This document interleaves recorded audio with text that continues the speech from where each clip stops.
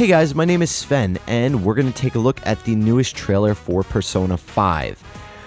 I don't really want to do too many videos like this, but I'm a big fan of the series, and a lot of really interesting information can be found in this trailer. As we start the trailer, we see some sort of crowded event at night, and a young man with a long black coat is jumping along the chandeliers. When we get a close-up of his face, it looks a lot like the character from the previous little teasers, but with a mask on. An alarm goes off and he jumps out of a window and is assumingly caught by the police. I'll get more into that later, but I think it's safe to say that this game will have a big superhero or vigilante plotline. Then we're greeted with what I'm assuming is going to be the intro of the game. A lot of people on the internet were talking about the color palette of this game being red, and it looks like everyone was right. Besides that, the intro looks to have a lot of urban style and city imagery. Although the setting of Persona 3 was more urban than its successor, the fifth entry looks to take it to the next level. This, once again, is another case of assumptions from the previous teasers being true. We also get a look at 3 other characters. 2 of them are shown off later in the trailer, but one of them atop a billboard is not. This is probably just another party member we'll see in the finished game. All of them are in some sort of superhero-esque getup. Not necessarily worth looking into too much, and there's not really much to say, but the unidentified character looks to be in a fox mask with a tail. After that quick showcase, Igor makes an appearance, but with neither Margaret or Elizabeth. I think we'll be seeing a different Velvet Room attendant this time, like with the last 2 games. As we get into actual footage of the game, we see that its style is going to take a lot from Catherine. I personally like this because of the very anime nature of the game and the actual animated cutscenes. It feels more like what the game is actually meant to look like. 2 of the characters from the intro are shown, and it seems like all of them are planning something inside of some sort of restaurant, and it looks like it might be after closing. What are they planning, though? If we take into account the intro, are they planning to steal something? With the current rise of anti-heroes, this wouldn't surprise me, and it could explain why they wear the masks. If they were heroes, they wouldn't have as much of a need to conceal their identities.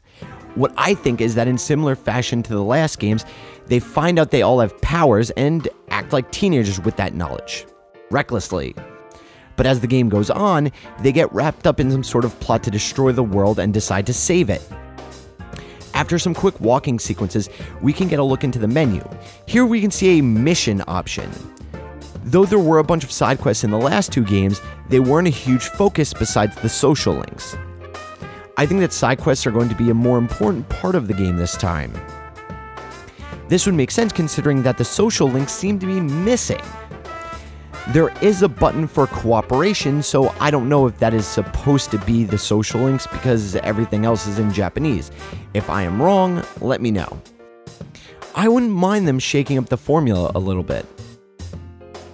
Also, because of them concealing their identity, for bad or good, it makes sense in the context of the story. Anyone who got too close to them would potentially find out about their extracurricular activities. What I think is most interesting about all of this is the gameplay itself. As our main character is walking around, he leaves a red trail and then does some incredibly fast sneaking around. Does this mean that their personas will give them actual abilities? In the previous titles, the characters could only do special things with their persona and only in special circumstances. In Persona 4, it was the Midnight Channel, and in 3, the Dark Hour.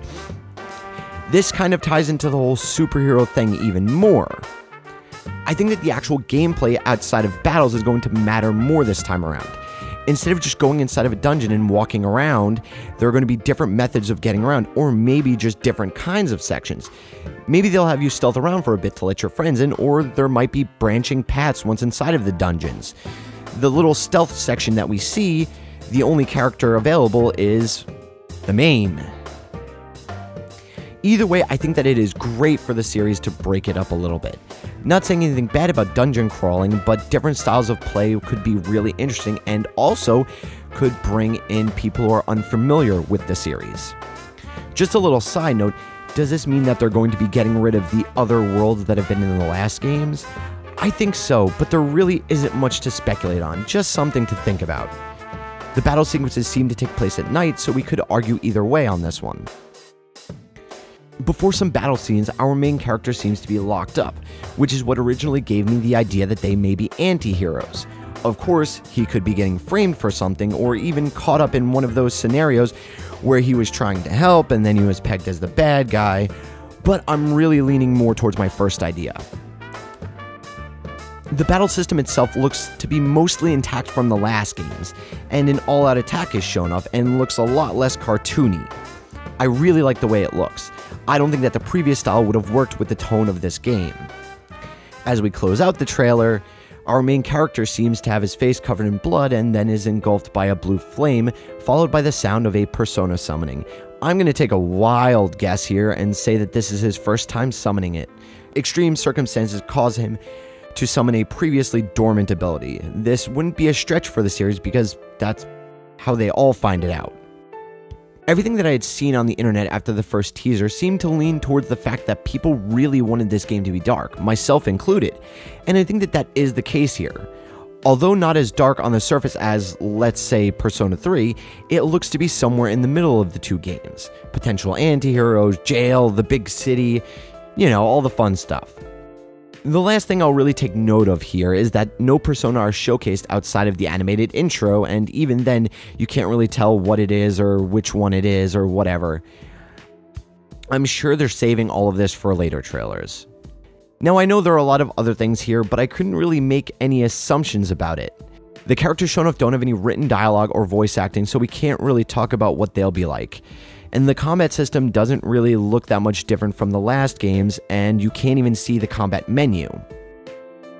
All of the animated scenes shown are short, and we can't really draw too many ideas from them.